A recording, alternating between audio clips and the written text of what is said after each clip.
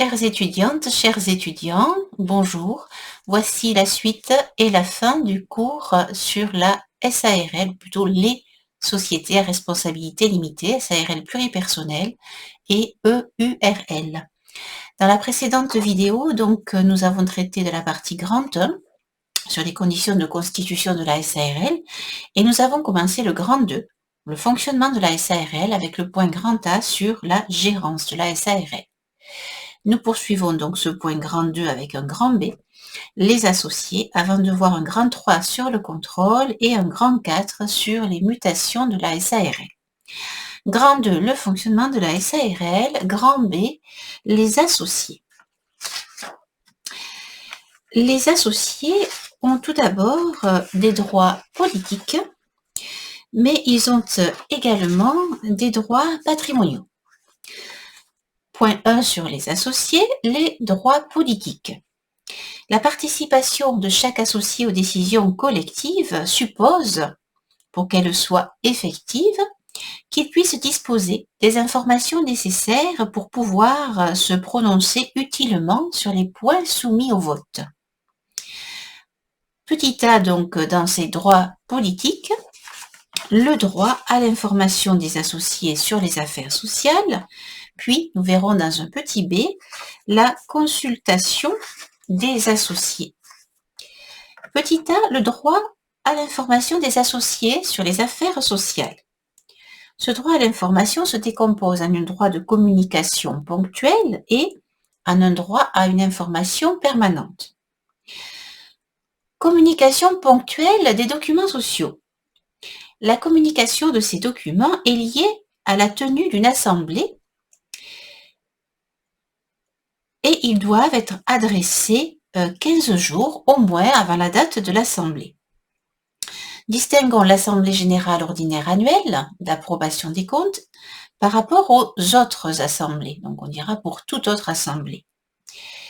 L'Assemblée annuelle obligatoire est destinée à statuer sur les comptes de la société.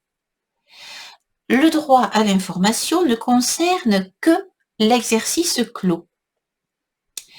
L'article L223-26 du Code de commerce vise les documents soumis à l'approbation des associés. Rapport de gestion, inventaire, comptes annuels, texte des résolutions proposées, rapport du commissaire aux comptes lorsqu'il y en a un. Il n'est pas obligatoire de communiquer aux associés le rapport spécial sur les conventions réglementées. Voilà pour l'Assemblée générale ordinaire annuelle. Pour toute autre assemblée, cette communication ponctuelle des documents sociaux est la suivante. Seront communiqués le texte des résolutions proposées, le rapport du ou des gérants, ainsi que, le cas échéant, celui du ou des commissaires aux comptes. Les sanctions en cas de non-respect à ce droit de communication ponctuelle des associés. Si les associés n'ont pas reçu en temps utile les documents sociaux en vue de l'assemblée annuelle, ils peuvent agir par la procédure dite de référé, injonction de faire, auprès du président du tribunal de commerce, article L238-1 du Code de commerce. Le défaut de communication préalable peut entraîner la nullité de la délibération qui aurait été prise en assemblée malgré ce défaut. Voilà donc pour le droit de communication ponctuelle des documents sociaux. Deuxième droit à l'information des associés sur les affaires sociales, le droit à l'information permanente. Le droit de communication permanent plutôt, est reconnu à tout associé qui a le droit à toute époque de prendre connaissance des documents listés par les articles L223-26 alinéa 4 et articles réglementaires correspondants, à savoir les bilans, les comptes de résultats, les annexes, les inventaires, les rapports soumis aux assemblées et procès-verbaux de ces assemblées des 3 derniers exercices. Ces règles protectrices permettent aux associés minoritaires d'obtenir par eux-mêmes ces documents. Ils peuvent se faire assister d'un expert pour les comprendre. Ces dispositions supposent que l'associé se déplace au siège de la société pour bénéficier de ce droit. L'associé ne peut invoquer son éloignement géographique du siège social comme constituant un obstacle à l'exercice de ce droit. L'associé ne pourra faire injonction au gérant de communiquer les documents cités que s'il a été empêché pour les obtenir. Un associé de SARL ne peut consulter directement les comptes et documents sociaux de l'exercice en cours, contrairement à un associé de société en nom collectif. Voilà pour le point petit a sur les droits politiques des associés, le droit à l'information des associés sur les affaires sociales.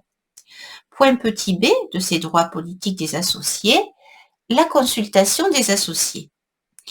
Les décisions sont prises en assemblée. Les statuts peuvent stipuler que toutes les décisions, à l'exception de l'assemblée annuelle d'approbation des comptes et de l'affectation du résultat, ainsi que l'assemblée réunie à la demande d'associés, peuvent être prises par consultation écrite des associés ou pourront résulter du consentement de tous les associés exprimé dans un acte. Le droit d'être convoqué aux assemblées, en particulier celles destinées à statuer sur les comptes de l'exercice clos, constitue un droit fondamental attaché à la qualité d'associé. Il lui permet d'exprimer son avis, à défaut de pouvoir influer sur les décisions sociales s'il est minoritaire. Le droit de vote des associés en assemblée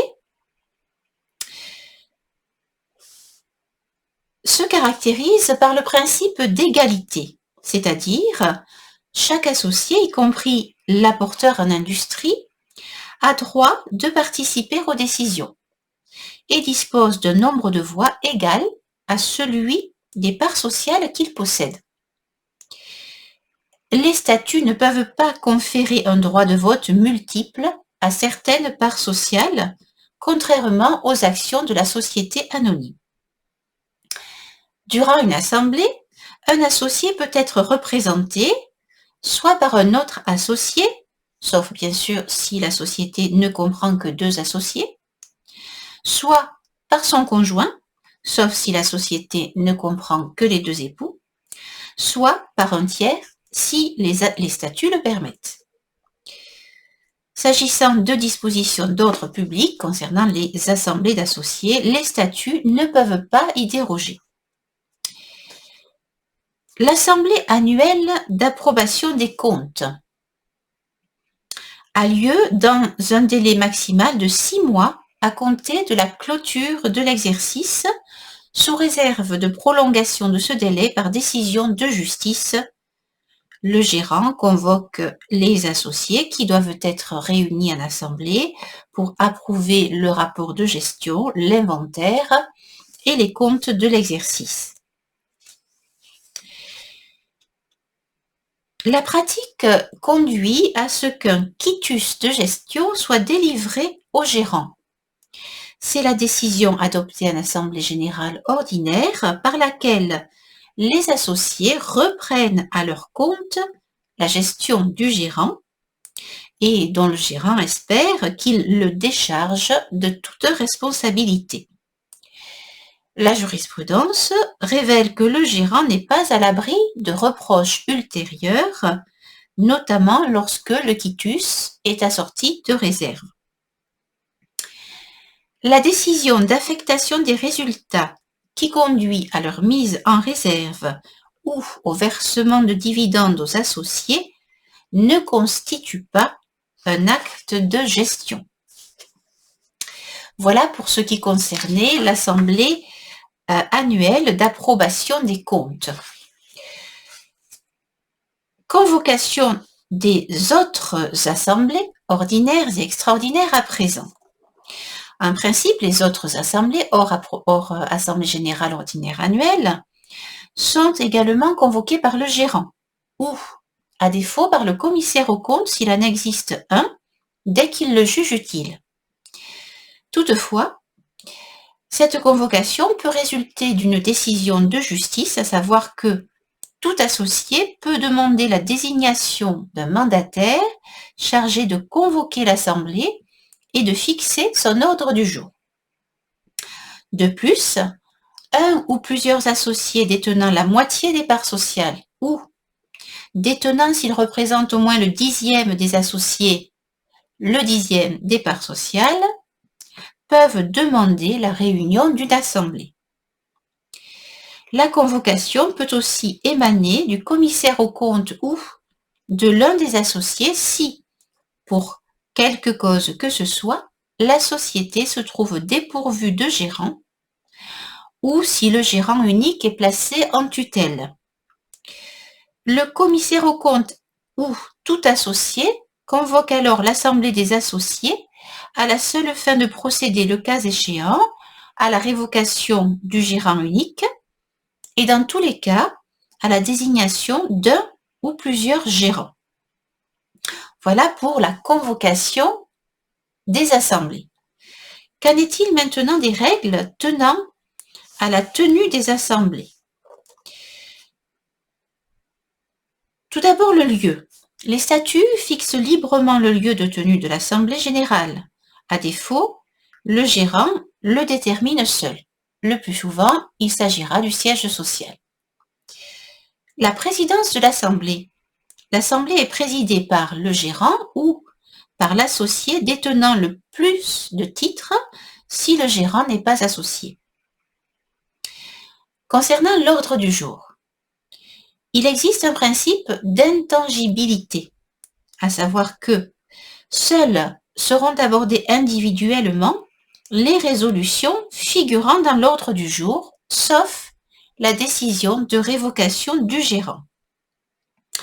Depuis l'ordonnance du 4 mai 2017 et son décret du 28 février 2018, un ou plusieurs associés détenant 5% des parts sociales peuvent faire inscrire des points ou des projets de résolution à l'ordre du jour qui seront portés à la connaissance des autres associés. La demande d'inscription doit être adressée au moins 25 jours avant la tenue de l'assemblée par lettre recommandée avec accusé de réception. L'inscription d'un point à l'ordre du jour doit être motivée. Qu'en est-il de la réponse aux questions écrites? Le gérant doit répondre aux questions posées par les associés dans le cadre de l'alerte, dont nous avons déjà parlé, et également suite à l'envoi des documents obligatoires avant la tenue de l'assemblée annuelle. Qu'en est-il de l'établissement du procès-verbal de l'assemblée? Eh bien, un procès-verbal est établi avec la date et le lieu de la réunion, l'identité des associés présents ou représentés, les documents et rapports soumis à l'assemblée, le résumé des débats, le texte des résolutions mises aux voix et le résultat des votes, les décisions de révocation, etc., etc. Donc, seules sont exigées les signatures des gérants et le cas échéant du président de séance. Voilà en ce qui concerne les règles de tenue des assemblées. Un point maintenant sur les règles de quorum et de majorité à respecter dans les assemblées, dans les SARL. L'adoption des décisions collectives obéit à des règles qui diffèrent selon qu'il s'agit d'une décision ordinaire ou d'une décision emportant modification des statuts, donc extraordinaire. Par ailleurs, concernant les décisions extraordinaires, ces règles ont été assouplies pour les SARL constituées après le 3 août 2005. Les SARL constituées avant le 4 août 2005 peuvent néanmoins, à l'unanimité des associés, adopter ces nouvelles règles. Donc, règles de quorum et de majorité pour les décisions collectives dans la SARL. Tout d'abord, les décisions ordinaires. Il n'y a aucun quorum. Donc, le quorum étant le nombre ou le pourcentage d'associés qui doivent être présents ou représentés pour pouvoir tenir valablement une assemblée. Aucun quorum donc pour les décisions ordinaires, quel que soit le nombre d'associés présents. La majorité des décisions ordinaires, sur première consultation, c'est ce qu'on appelle la majorité absolue, c'est-à-dire plus de la moitié des parts sociales dans leur ensemble. Et si cette majorité n'est pas réunie, il peut y avoir une deuxième consultation où la décision sera prise à la simple majorité des voix exprimées, c'est-à-dire des seuls associés présents ou représentés. C'est ce qu'on appelle une majorité relative. Parlons maintenant des décisions extraordinaires. Si la société a été constituée avant le 4 août 2005, il n'y a donc aucun quorum pour les décisions extraordinaires et la majorité est de 3/4 des parts sociales. Toute clause statutaire prévoyant une majorité plus élevée serait réputée non écrite. Pour les sociétés SARL constituées depuis le 4 août 2005 ou celles qui ont opté pour le nouveau régime parmi les anciennement créées, il existe un quorum pour les décisions extraordinaires qui est sur première consultation de 1/4 des parts, les associés présents ou représentés, et si ce quorum n'est pas réuni, une deuxième convocation peut être prévue où le quorum est de 1/5 des parts des associés présents ou représentés, les statuts pouvant prévoir un quorum plus élevé. Quant à la majorité de décisions extraordinaires pour ces sociétés créées à partir du 4 août 2005, donc cette majorité est de 2/3 des parts détenues par les associés présents ou représentés.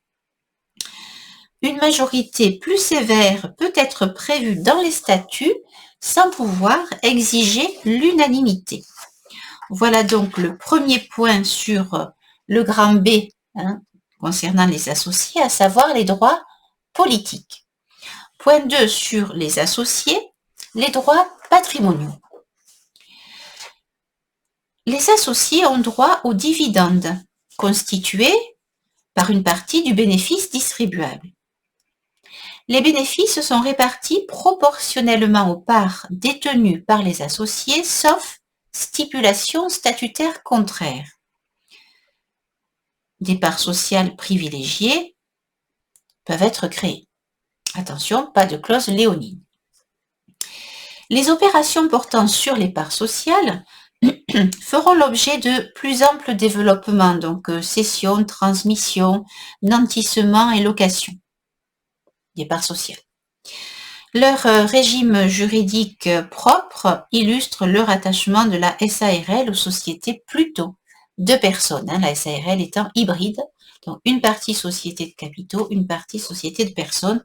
On est dans la deuxième partie. Dans ces droits patrimoniaux, nous verrons dans un point petit a la cession des droits sociaux, puis le nantissement des parts sociales dans un point B, et enfin la location des parts dans un point C. Point A, la cession des droits sociaux.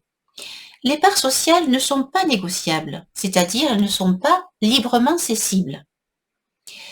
La cession des parts sociales entre vifs, c'est-à-dire du vivant de l'associé cédant, conduit le cessionnaire à pouvoir invoquer un vice du consentement ou à bénéficier des garanties légales sur le passif de la SARL. Cette cession démontre le caractère hybride de la SARL, car la considération de la personne conduit à exiger un agrément d'origine légale ou statutaire qui empêche l'entrée non contrôlée d'étrangers dans la SARL, mais elle ne conduit pas l'associé cédant à rester prisonnier de ses titres s'il les détient depuis une certaine durée. Un point donc sur l'agrément.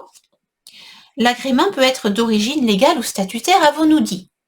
Qu'est-ce que cela signifie? L'agrément est un agrément d'origine légale en cas de cession envisagée à l'égard d'un tiers, un tiers extérieur à la société. Dans ce cas, les parts sociales ne peuvent être cédées qu'avec le consentement de la majorité des associés représentant au moins la moitié des parts sociales. C'est ce qu'on appelle la règle, un petit peu rapidement d'ailleurs, de la double majorité. Donc attention, majorité des associés en nombre représentant au moins la moitié des parts sociales, non pas la majorité des parts sociales. Donc double majorité, c'est approximatif. Il s'agit d'une disposition d'ordre public. Les statuts peuvent prévoir néanmoins une majorité plus forte. L'agrément donc peut être d'origine légale, nous l'avons dit, il peut être aussi d'origine statutaire en cas de cession envisagée à l'égard d'un associé, du conjoint, d'un ascendant ou d'un descendant du cédant. En principe, cette cession est libre. C'est une disposition légale qui est supplétive de volonté. Les statuts peuvent toutefois prévoir un agrément dans des conditions qui ne peuvent pas être plus sévères que la cession au profit d'un tiers. L'agrément ne pourra pas, en tous les cas, être obtenu à des conditions plus strictes que si le cessionnaire est un tiers à la société. Si le cessionnaire est déjà associé, un autre associé peut craindre de perdre la majorité. Quelles sont les étapes de la cession? Donc, les étapes de la cession, autrement dit, quelle est la procédure ou les étapes de la procédure d'agrément d'un cessionnaire? Première étape, la notification du projet de cession. Le cédant du projet de cession doit notifier le projet à la société, donc prise dans la personne du gérant, et à chacun des associés, afin d'obtenir leur agrément. Deuxième étape, la convocation de l'assemblée. Dans les 8 jours de la notification, le gérant va convoquer l'assemblée des associés pour statuer sur le projet de cession. Si les statuts le permettent, une consultation par écrit est possible. Troisième étape, consultation donc de l'assemblée, le cas le plus fréquent. Dans un délai de 3 mois, l'assemblée statue sur le projet à la majorité des associés en nombre représentant au moins la moitié des parts sociales. L'associé cédant participe au vote. Quatrième étape, la notification de la décision au cédant. Il peut s'agir d'une autorisation expresse ou d'un refus d'agrément. Dans ce cas, la décision d'agrément ou de refus du cessionnaire doit être notifiée à l'associé cédant. À défaut, si la société n'a pas fait connaître sa décision dans un délai de 3 mois, pouvant être prolongé à la demande du gérant par décision de justice, le consentement à la cession est alors réputé acquis. On parle d'autorisation ou d'agrément tacite. Dernière étape, la sanction. Si, en cas de non-respect, bien sûr, de la procédure, la nullité absolue de la cession est encourue. Un petit point dans cette étape sur le refus d'agrément. En cas de refus d'agrément, le cédant a ce que l'on appelle un droit de repentir. Il peut renoncer à la cession. Si le cédant détient ses parts depuis plus de 2 ans, à défaut, il restera temporairement prisonnier de ses titres, sauf parts recueillies par succession, liquidation de communauté ou donation au profit d'un conjoint ascendant ou descendant. Donc, s'il détient ses parts depuis plus de 2 ans, il peut également obtenir le rachat de ses titres. Précisons un petit peu ce rachat des parts sociales du cédant en cas de refus d'agrément. Ce rachat peut être fait par les associés. Ils sont alors tenus d'acquérir ou de faire acquérir les parts du cédant dans les 3 mois du refus. En cas de désaccord sur le prix, les parties auront recours à un tiers rémunéré par la société. Ce rachat des parts du cédant en cas de refus d'agrément peut être fait auprès d'un tiers, auquel cas le tiers devra obtenir l'agrément. Ce rachat peut être fait par la société elle-même, qui réduit alors son capital à concurrence de la valeur des titres. ce rachat, s'il n'est pas prévu, peut aboutir à un agrément par déchéance. Donc, l'associé qui détient ses parts depuis plus de 2 ans pourra réaliser la cession initialement prévue, quel que soit le cessionnaire, si à l'expiration du délai imparti, donc 3 mois à partir du refus, aucun rachat des parts n'est intervenu. Quelles sont les formalités à respecter? La cession doit respecter les règles suivantes, une fois qu'elle a été bien entendu autorisée. Cette cession doit tout d'abord être constatée par écrit, à peine de nullité. Par ailleurs, pour être opposable à la société, la cession doit être portée officiellement à la connaissance de la SARL. Toutefois, donc la signification, c'est-à-dire par voie d'huissier, donc qui est requise pour la cession de créances de droit commun, peut être remplacée par le dépôt d'un original de l'acte de cession au siège social contre remise par le gérant d'une attestation de ce dépôt. L'opposabilité de la cession au tiers résulte des formalités donc que l'on a signalées ainsi que du dépôt au greffe du tribunal de commerce des statuts modifiés, dépôt pouvant être effectué par voie électronique. Enfin, la cession doit être enregistrée d'un point de vue fiscal. Un droit de 3% est à la charge du cessionnaire. Qu'en est-il, dernier point sur la cession des droits sociaux, de l'agrément en cas de décès d'un associé d'une SARL? Les intérêts de l'héritier et ceux de la société peuvent alors être opposés.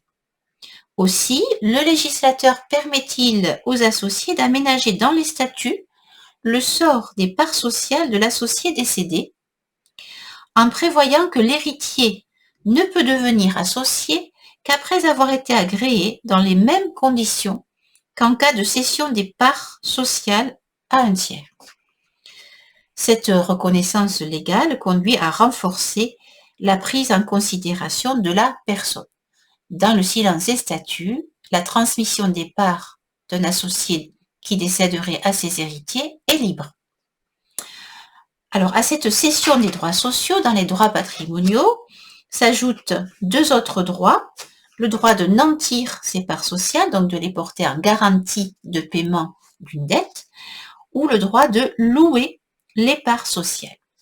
Voilà pour le point grand 2 sur le fonctionnement de la SARL, qui suivait donc le premier point concernant la constitution de celle-ci. Grand 3, le contrôle de la SARL. Ce contrôle peut être réalisé notamment par les associés, c'est le point grand A, ou encore par le commissaire aux comptes, c'est le point grand B.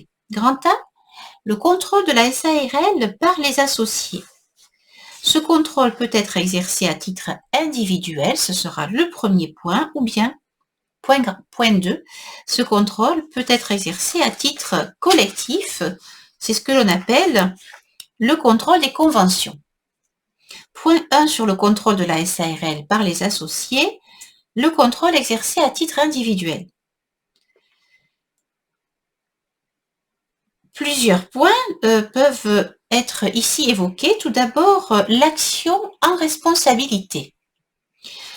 Pour la défense de ses droits propres et de ceux de la société, tout associé peut intenter une action personnelle et, à titre individuel, isolément ou en groupe, une action sociale en responsabilité contre le gérant. Donc, c'est la mise en œuvre de la responsabilité civile du gérant dont nous avons parlé précédemment.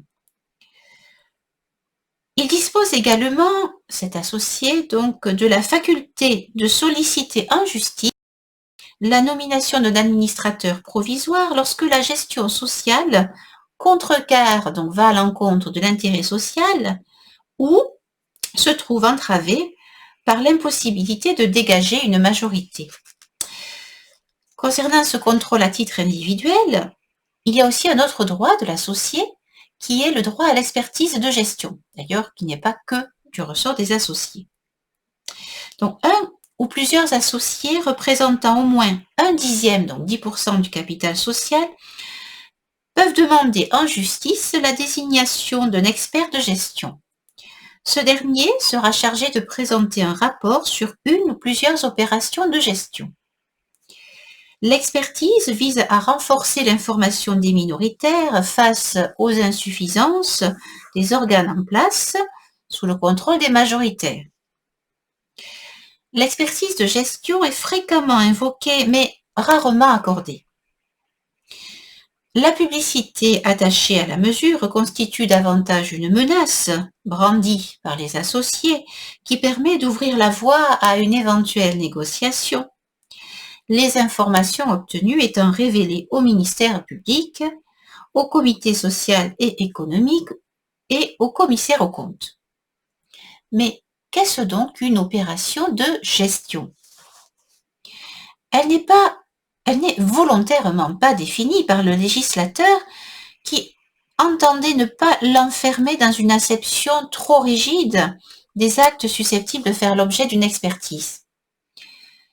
Le critère de l'organe permet en partie de déterminer ce qu'est une opération de gestion.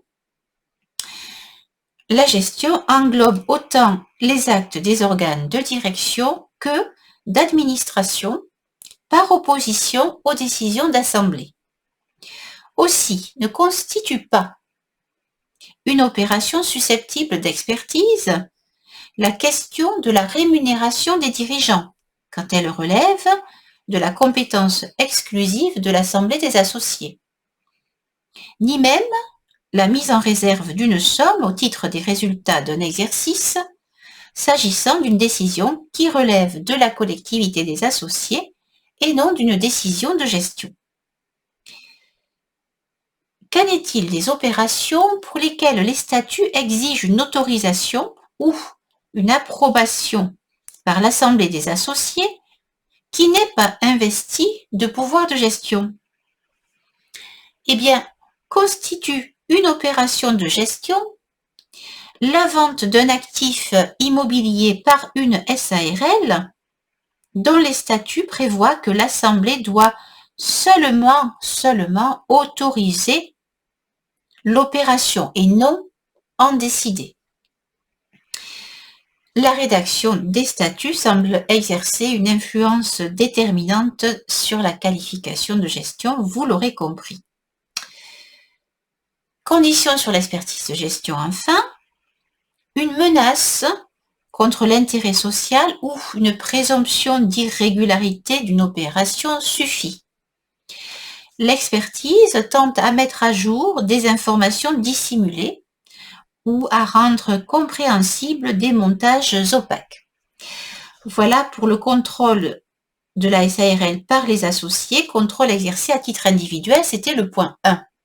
Point 2, le contrôle des associés exercé à titre collectif ou contrôle des conventions.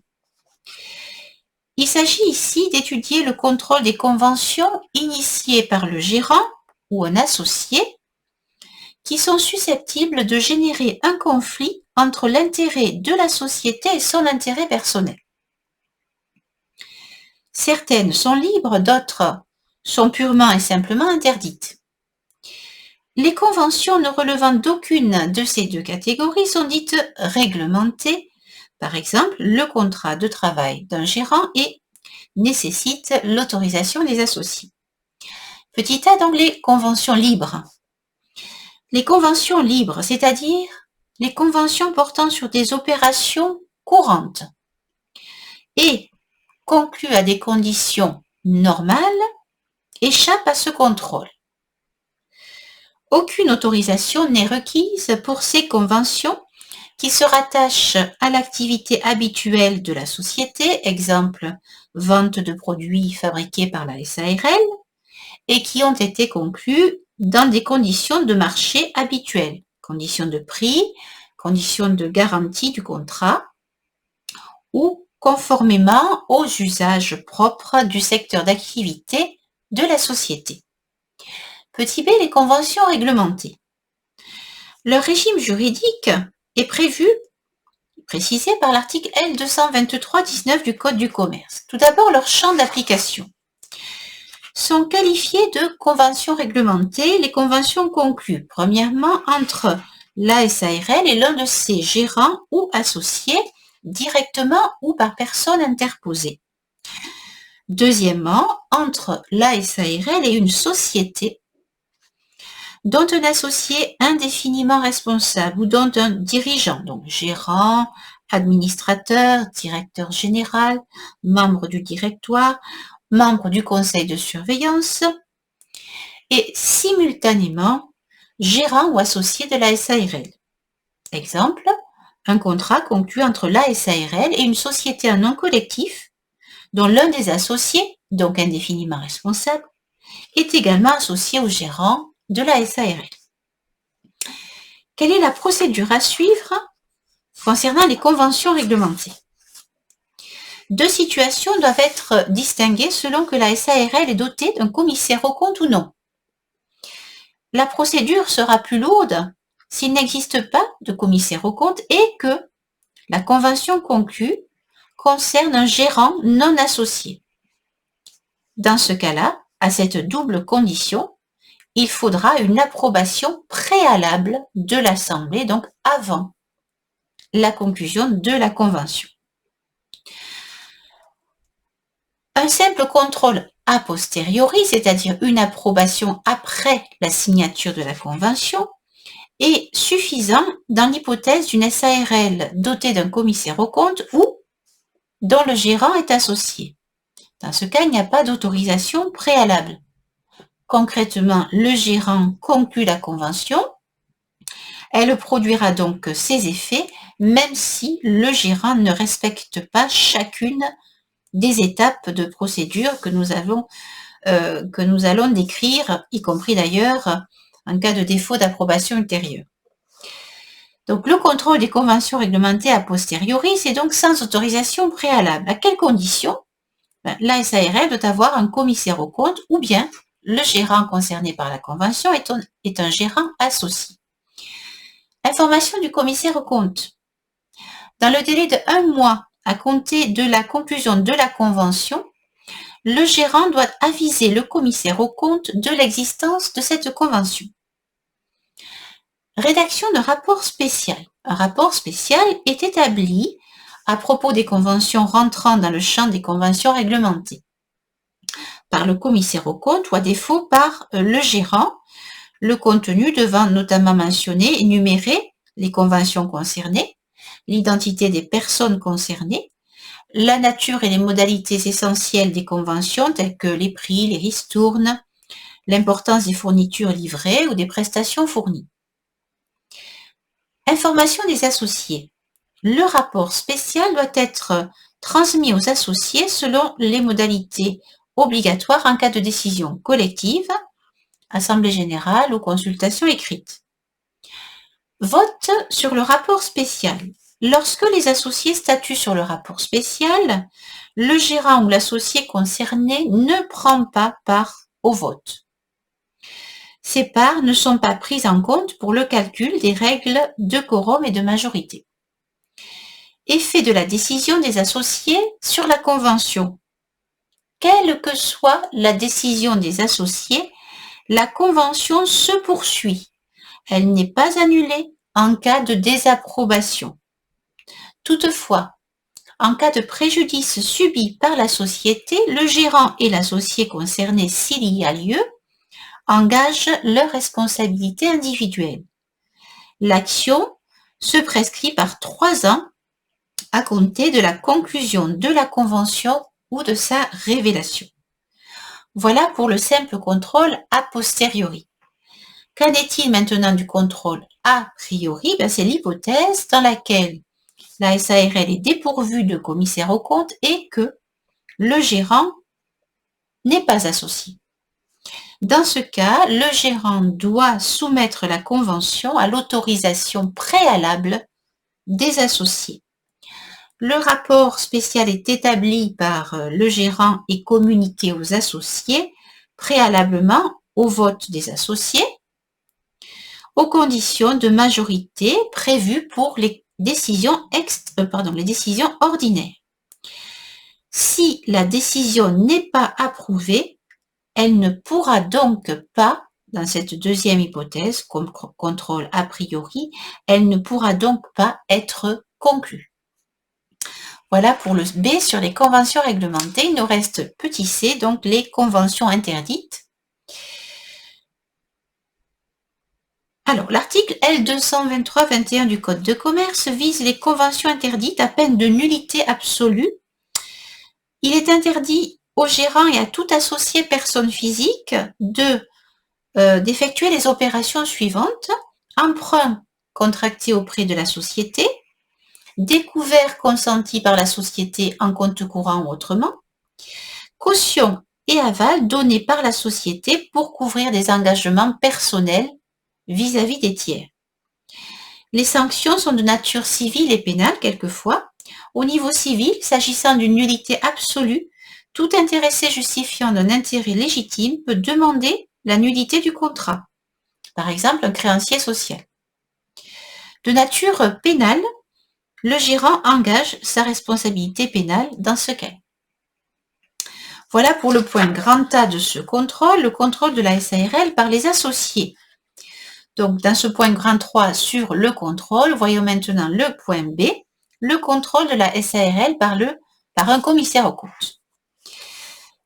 Les seuils de désignation obligatoire d'un commissaire aux comptes, fixés par le décret d'application du 24 mai 2019 et la loi Pacte, ont vocation à s'appliquer à la SARL.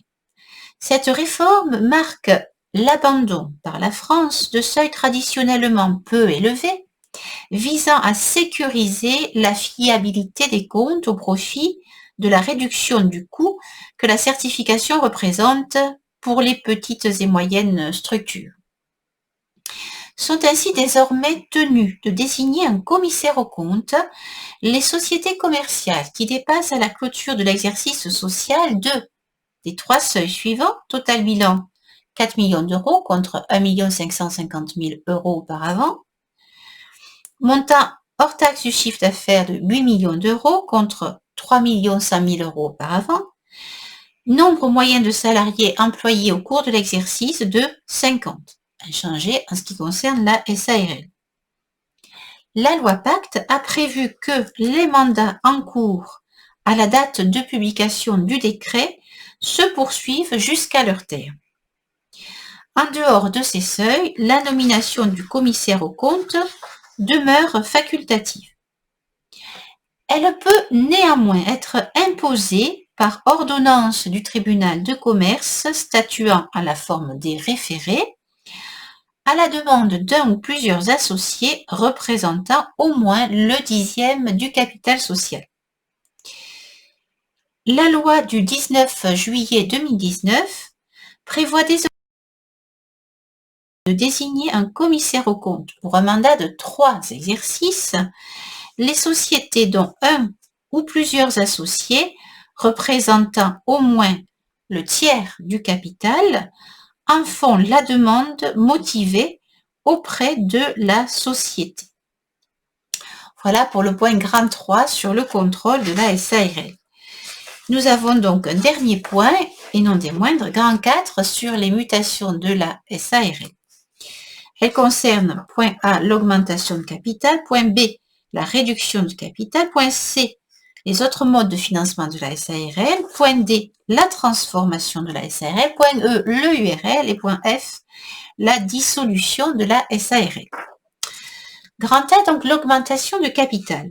Conformément au droit commun, l'associé de SARL ne peut être contraint à y participer. Premier point sur l'augmentation de capital, les règles de majorité. Le principe: s'agissant d'une décision modifiant les statuts, l'Assemblée générale extraordinaire est compétente en cas d'augmentation du capital social, donc quorum et majorité d'une Assemblée générale extraordinaire. Par exception, la décision d'augmenter le capital par incorporation de bénéfices ou de réserves est prise par les associés représentant plus de la moitié des parts sociales. Voilà pour les règles de majorité. Deuxième point sur l'augmentation de capital, les modalités de l'augmentation de capital. Elle peut se faire par rapport en numéraire, par rapport en nature. Par rapport en numéraire, les conditions, quelles sont-elles? L'augmentation de capital social par rapport en numéraire suppose que le capital initial ait été intégralement libéré. L'article L 223-32 du Code de commerce renvoie aux règles de constitution de la SARL. Sur la libération des parts sociales en numéraire, les parts doivent être obligatoirement libérées d'un quart, donc 25%, et non pas un cinquième, 20% comme à la Constitution. Donc un quart au moins de leur valeur nominale lors de la souscription en cas d'augmentation du capital. La libération du surplus doit intervenir en une ou plusieurs fois dans le délai de 5 ans à compter du jour où l'augmentation de capital est devenue définitive. Si l'augmentation de capital tarde à être réalisée, lorsque l'augmentation de capital n'est pas réalisée dans les 6 mois, à compter du premier dépôt des fonds, eh bien, donc, s'appliqueront les règles donc, de la même manière que la constitution de la SARL. Il peut y avoir un droit préférentiel de souscription lors d'une augmentation de capital par rapport en numéraire. Il est en effet possible d'accorder à chaque associé le droit de souscrire un nombre de parts sociales nouvelles en proportion de sa participation au capital, prioritairement par rapport au tiers. Droit préférentiel de souscription. Donc il est possible, mais non obligatoire dans la SARL. Il peut y avoir une prime d'émission. Il est possible en effet de prévoir le versement à la société par tout souscripteur de parts sociales nouvelles d'une prime d'émission qui est versée à la société, donc prix d'émission moins valeur nominale, pour tenir compte des réserves accumulées par les associés en place.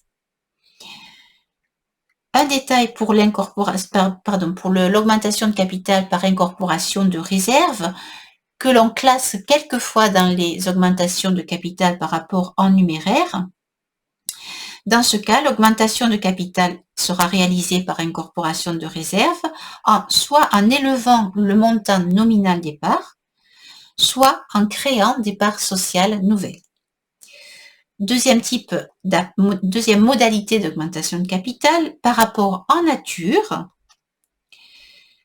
le recours à un commissaire aux apports est alors obligatoire, quelle que soit la valeur des biens apportés. Pas d'exception, contrairement à ce qui se passe à la constitution de la SARL.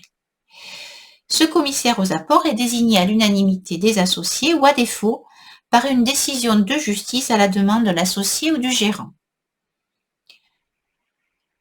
Lorsqu'il n'y a pas eu de commissaire aux apports ou lorsque la valeur retenue est différente de celle proposée par le commissaire aux apports, les gérants de la société et les personnes ayant souscrit à l'augmentation de capital, et non tous les associés comme lors de la Constitution, sont solidairement responsables pendant 5 ans à l'égard des tiers de la valeur attribuée aux 10 apports. Voilà pour les modalités de l'augmentation de capital. Donc, nous avons vu, premier point, les règles de majorité. Deuxième point, les modalités de l'augmentation de capital. Troisième point sur cette augmentation de capital, l'agrément des nouveaux associés. On retrouve les mêmes règles qu'en cas de cession des parts sociales. Quelles que soient les modalités de l'augmentation de capital, les apporteurs qui ne sont pas associés doivent être obligatoirement agréés. Si l'apporteur est le conjoint, l'ascendant ou le descendant d'un associé, toutefois, l'agrément n'est pas nécessaire, sauf clause statutaire contraire. Voilà pour le grand A, l'augmentation de capital dans ce grand 4 concernant les mutations ou évolutions de la SARL. Grand B, la réduction du capital social.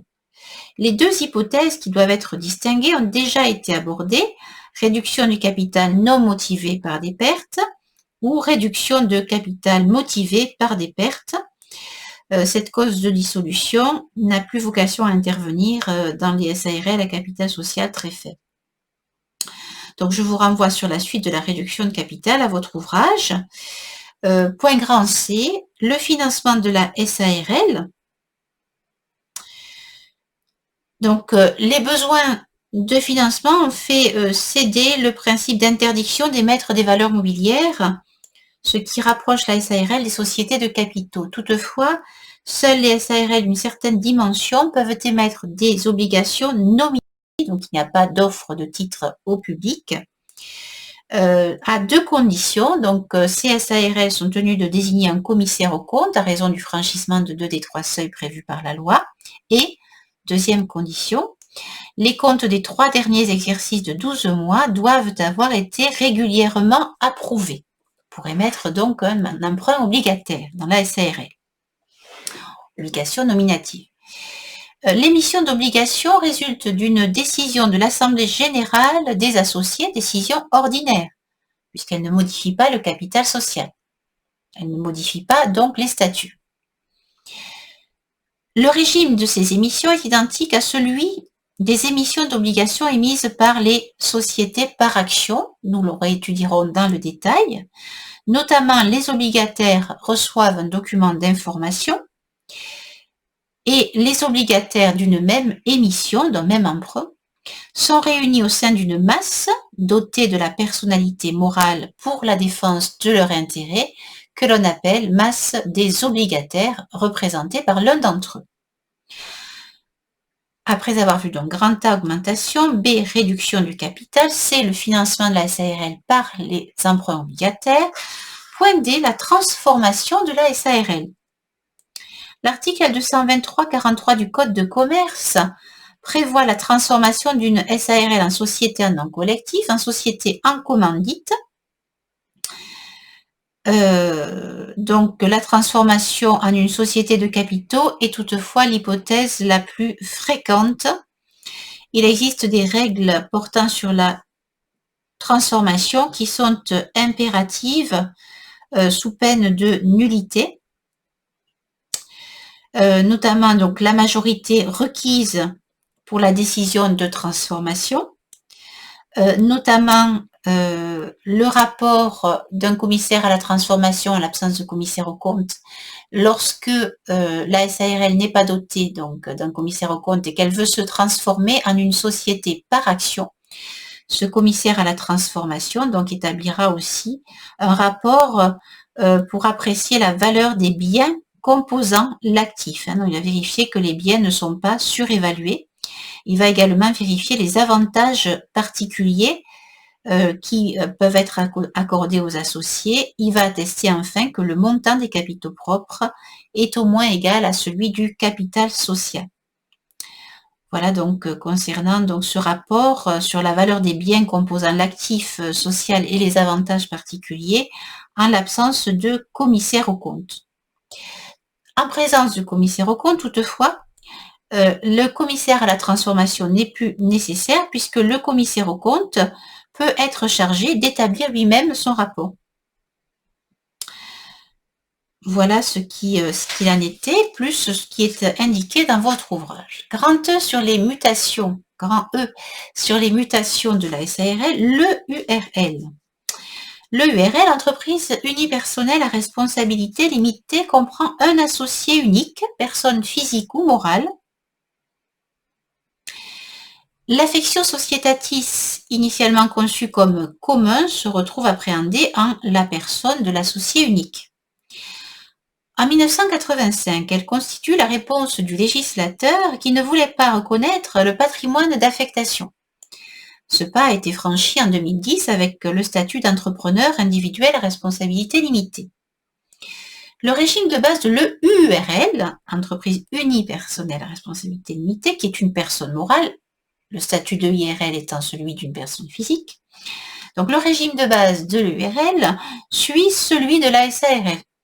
Désignation du gérant, obligation de désigner un commissaire aux comptes sous certaines conditions, respect des conventions réglementées, tout ceci sous réserve des adaptations rendues nécessaires par la présence d'un associé unique. L'associé unique peut d'ailleurs être le gérant, s'il se confie à lui-même ses fonctions. Il peut également la confier à un tiers. Notamment, si l'associé unique est une personne morale, le gérant sera obligatoirement un tiers puisqu'il doit être une personne physique. Les pouvoirs de l'Assemblée sont exercés par l'associé unique. Les règles de convocation ne sont évidemment pas applicables.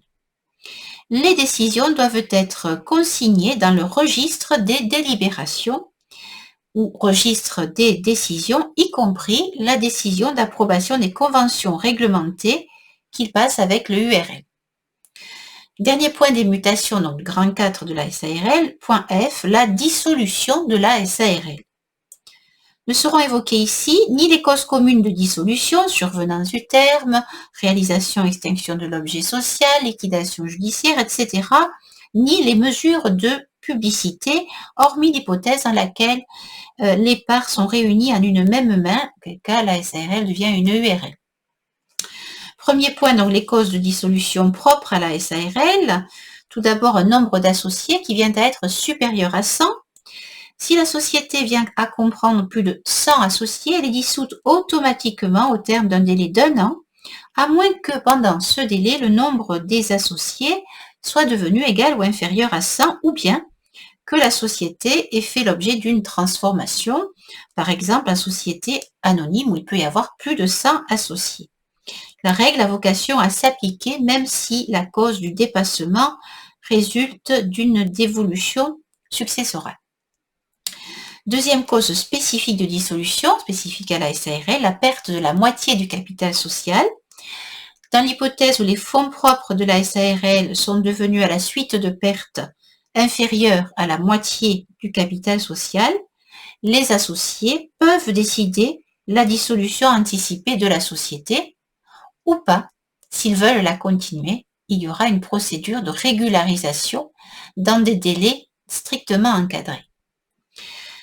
Donc voilà les causes de dissolution propres à la SARL. Qu'en est-il, point 2, de la dissolution de l'EURL? Eh bien, il faut distinguer selon que l'associé est unique est soit une personne physique, soit une personne morale.